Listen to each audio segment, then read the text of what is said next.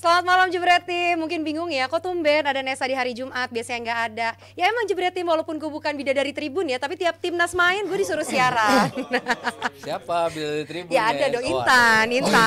Tapi malam ini kita nggak langsung bahas Piala Asia, melainkan kita akan bahas yang katanya para bintang di Eropa yang nggak betah nih sekarang di Arab. Waduh, dulu ada tuh ya di program TV namanya Arab Cemas ya? Harap Oh cemas. itu harap. Bener tuh Nes. Responden kita ya, Bung Harap. Bukan. Oh, iya. Lagi di timur, lagi di itu juga ya.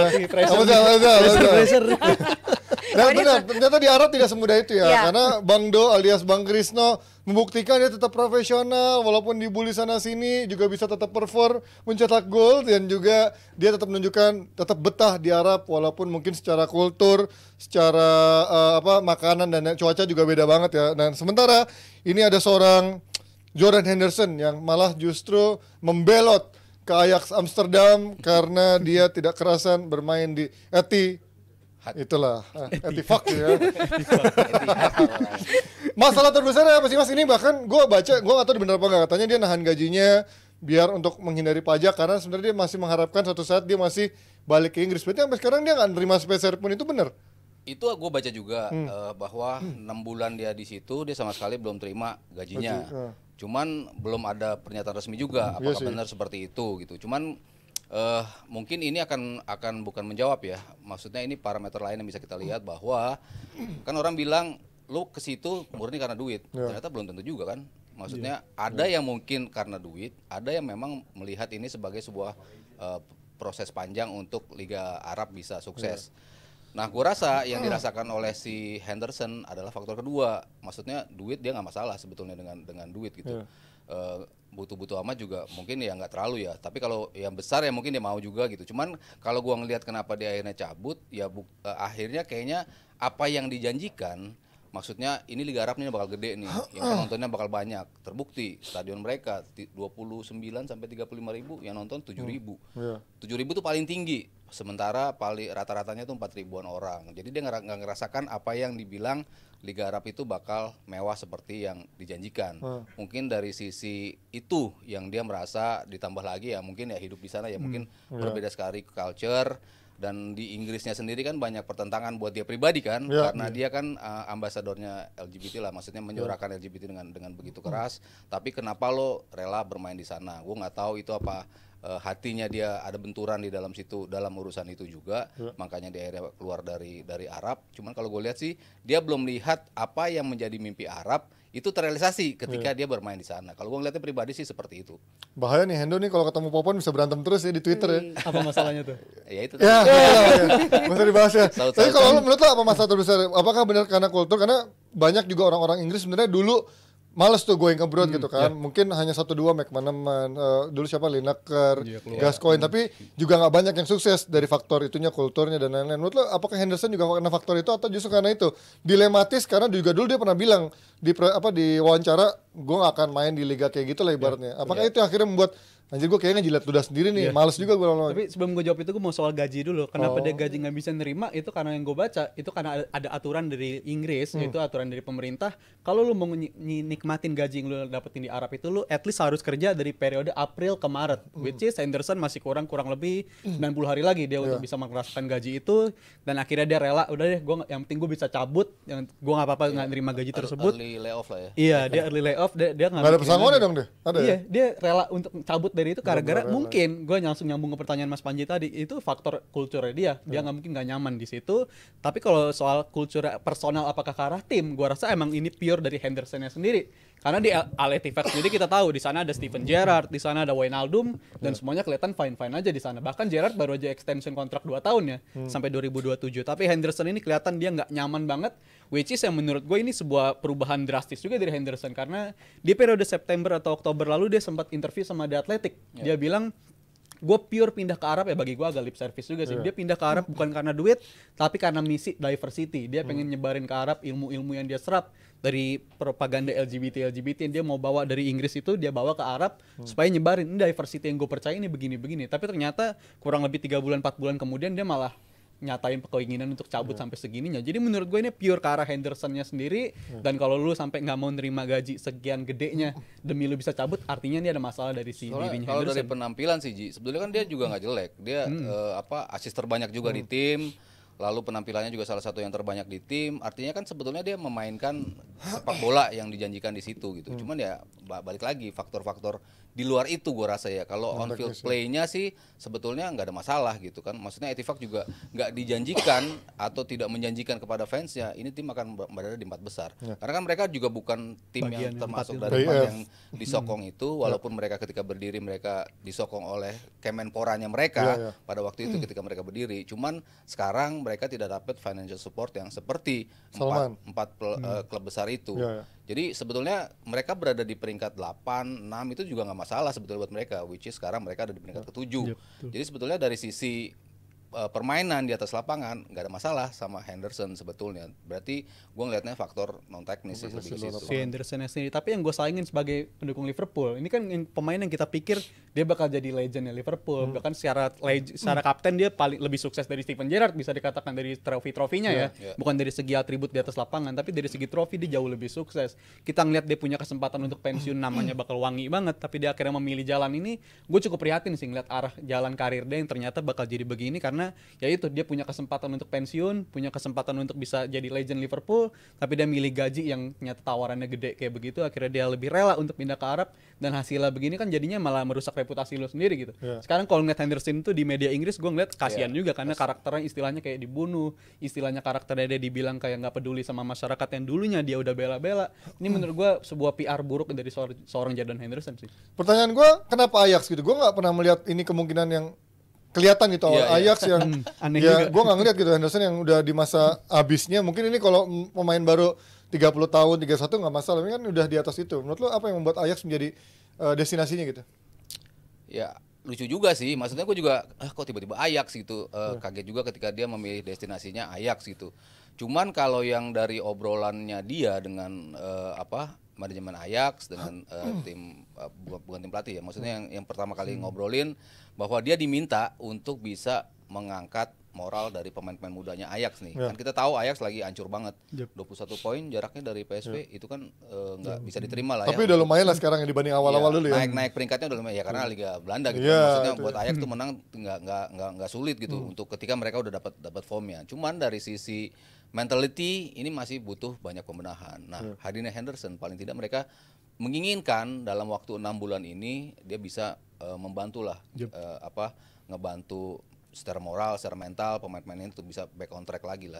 Kalau misalnya bagus, ya gue nggak tahu juga apakah dia nanti akan ada opsi untuk pembelian selanjutnya dari di luar dari 6 bulan ini. Kalau gue ngelihat keinginan dia mungkin tetap bermain di Inggris, tapi terakhir di timnas Inggris pun dia dibu juga ya. Ketika diumumin nama dia dibu juga sama fans Inggris juga. Sebetulnya posisi dia nggak enak juga gitu untuk memainkan sepak bola secara reguler. Tapi kalau tadi permintaannya adalah meminta mengangkat moral, ya gue rasa Henderson adalah sosok yang pas karena ya di Liverpool pun kita tahu gimana dia mengayomi pemain-pemain muda Liverpool. Dan kontraknya cuma setengah tahun ya. Tapi nggak cuma Henderson yang nggak betah dan akhirnya sudah menjadi orang pertama atau pemain yang dengan nama terkenal untuk cabut dari Arab. Ada yang mulai isu-isu, beberapa diantaranya juga mantan pemain Liverpool, Firmino, sampai terakhir yang menurut gua ini akan menjadi komoditi panas kalau benar-benar dia diizinkan cabut ya. Yes, ada Benzema, kayak katanya juga digoda balik ke Eropa. Dan bahkan isunya peminatnya dari IPL ya seperti Arsenal dan MU lah. Benar, ini bahkan ya ini sih ngarep banget ya. Legend MU banyak yang nyaranin ambil Benzema gitu kan, sampai bilang ya Benzema ini bakal menjadi pemain walaupun cuma 6 bulan ya dia se-worth it itu untuk bisa diperjuangkan. Menurut lo seberapa mungkin Mas untuk MU ngambil dengan sekarang gajinya udah sangat besar banget, dan dia gue bahkan nggak melihat dia, gue baca di Atletik dibanding dua pesaingnya Arsenal dan juga Chelsea, MU yang paling unlikely gitu untuk mendapatkan seorang Benzema. Menurut lo gimana kemungkinannya? Ya nggak tergantung hitung-hitungan si itunya ya, apa gaji gaji ya mereka udah Sancho dibayarin penuh sama MU apa nggak tuh gajinya? tetap mayoritas tetap masih dibayar, Iya. mayoritas masih sama MU Apa sih setahu gua. 50-50 sih. Ya gua Tetap rasa kalau Oke, MU masih bayar. kalau si dia dapat pengurangan gaji dari si Sancho ya lumayan kan. Sancho lumayan gede kan 350 ya kalau nggak salah per Benzema di Arab berapa ya per minggunya? Gede banget. Gede banget kan, maksud gue. Nggak mungkin kalau dia akan Ya, dia harus adjust membawa kan. plafon itu di Inggris, gue rasa nggak akan masuk, nggak akan ada pemain yang bisa masuk gajinya di sana Ya. ketika dikonversi di Inggris ya. Gue rasa dia harus rela kalau mau main di Inggris. Dibayar cuma 100.000 gitu, 150. 150 sampai 200 mentok Sementara lah dia ya. ngeliat, anjir Martial 250.000 anjir, main cuma gaji buta 250.000 ya kan. Iya. Tapi untuk tim bagus ya Mas, karena ada Haaland di sana, ini akan menjadi mentor yang baik atau justru malah akan menghilangkan tempat buat Haaland? Kalau Højlund di beberapa pertandingan terakhir sebetulnya udah mulai ngejel ya dalam permainan. Gue ngeliat si United tuh udah mulai bisa make fungsi Højlund tidak hanya untuk gue harapkan dia mencetak gol gitu, tapi keterlibatan dia sama pemain-pemain di sampingnya, ngebuka ruangnya itu udah mulai nyetel gitu. Ya lu butuh waktu untuk mematangkan si Højlund gitu. Cuman kan lu tidak punya waktu sepanjang itu gitu kan untuk bisa mengharapkan United tuh masuk ke peringkat 4. Lu butuh pemain yang betul-betul punya kemampuan untuk mencetak gol one shot one goal ya. Ya tipenya si Benzema sebetulnya masuk ke karakter itu dibandingkan yang kemarin datang Weghorst, lalu lu masih punya Martial. Kalau punya kemampuan untuk bisa mencetak gol, dan kita lihat gol-golnya dia di Liga Arab kan sebetulnya individual play-nya tuh masih ada gitu. ada. Dan tendangan-tendangannya akurasinya masih top notch lah si Benzema. Gue rasa kalau United bisa merampungkan sisi keuangannya, why not untuk mengambil dia gitu. Cuman kalau dari sisi kebutuhan, ya gue sih lebih ngeliat Arsenal sih Ji, yang butuh dia. Gue sepakat Arsenal tuh lebih cocok buat Benzema, karena kan Arsenal belakangan sepanjang 6 bulan terakhir kan dikaitkan sama striker-striker macam Toni, habis itu Solanke, habis itu Vlahovic, yang menurut gue kalau dibandingin sama satu Benzema, 3 pemain itu dibandingin Benzema tetap bagusan Benzema bagi gue. Ini standar pemain yang dibutuhkan bagi Arsenal, ini juga standar pemain yang dibutuhkan bagi Arsenal kalau mereka ambisinya emang mau ngejar IPL, karena mereka tanggung banget. Hal kayak gini gue nggak yakin bakal berulang tiap musim begini-begini terus. Arsenal bisa ada di puncak, bukan di puncak sih, di papan atas untuk mempersaingkan gelar. Ini nggak akan terjadi terus-menerus gitu. Kita Sarkas lu bilang Arsenal di puncak ya. lupa tadi, bener-bener lupa. Emang Liverpool gini nih emang. Karena nggak bakal bertahan lama, karena tim-tim lain juga bakal melakukan rekonsolidasi, tim-tim lain juga akan menguatkan timnya juga. Dan kalau Arsenal bisa dapetin Benzema sepanjang 6 bulan terakhir ini, gue rasa ini bakal jadi booster bagi mereka untuk bisa mempertahankan, setidaknya stay in touching distance lah sama puncak klasemen, dan itu bakal berguna banget kalau lu punya striker sekali Benzema dibandingkan striker kelasnya Toni ataupun si Solanke sekalipun bagi gue. Ya dengan catatan dia bisa menjaga match fitness-nya ya, karena kan memang menjaga kebugaran di Premier League sama di Arab tuh pasti beda jauh, termasuk dari physical duel-duelnya juga beda jauh. Tapi kalau dibandingin sama Chelsea, lebih butuh mana? Karena Chelsea kan juga butuh untuk naik ke papan atas, sementara Jackson belum memenuhi harapan. Yang lain juga Broha sampai siapa main-mainnya, gue udah nggak ada yang tahu tuh main-mainnya, nggak ada yang benar-benar konsisten mencetak gol gitu. Ya kalau number 9-nya kan cuman si Jackson sama Broja ya, dua pemain itu yang nomor 9-nya ya, walaupun mungkin mereka sering turun ke bawah gitu untuk bantu. Cuman kalau untuk goal getter ya dari 3 tim itu sih sebetulnya sama-sama butuh ya. Kalau kita bicara belum worksnya 3 pemain serangnya mereka gitu, maksudnya kiri kanannya sebetulnya udah oke. Ada Cole Palmer, yang Kungku udah mulai balik, di kiri ya masih ada Mudryk sama Sterling.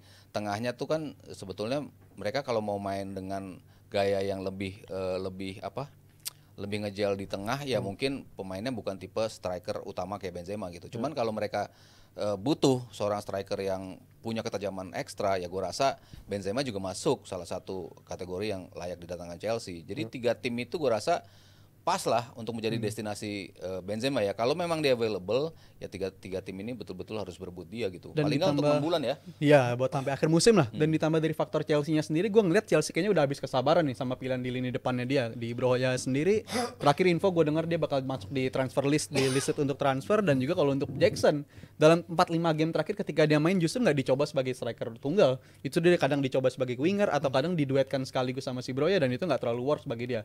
Walaupun dia benar, dia nyiptain peluang dia, tapi nggak bisa nyelesain peluang. Bagi gue, kalau bisa datengin Benzema, yang lebih butuh kalau diurutin ordernya ya, Arsenal, Chelsea atau MU. Pertama Arsenal, kedua Chelsea, ketiga baru MU. Kalau untuk Chelsea, ini 2 pemain ini gue rasa untuk sepanjang musim sisa ini nggak akan berguna banget. Tapi kan kalau dari sisi gol justru yang paling butuh MU dong, jumlah golnya, karena kan produktivitas MU yang paling bermasalah dibandingin Arsenal sama Chelsea sebenarnya kan. Tapi kalau untuk Benzema, gue khawatir dia, yang gue pernah bilang hancur, ngerusak reputasi dia, legacy dia ini bahaya banget. Brengsek kamu ya, karena itu ternyata. Iya, legacy Benzema yang seharum itu di nama Madrid, abis itu di Prancis walaupun nggak terlalu kelihatan, tapi kita tahu lah dia kualitas dia seperti apa. Kalau sampai pindah ke MU, tim yang sama sekali belum stabil, menurut gue ini bakal bisa ngancurin nama dia dan juga ngancurin nama pelatihnya sendiri. Gue rasa Ten Hag juga nggak akan ngambil resiko seperti itu untuk bisa mendatangkan Benzema untuk 6 bulan terakhir menentukan nasib posisi MU bakal finish di mana gitu.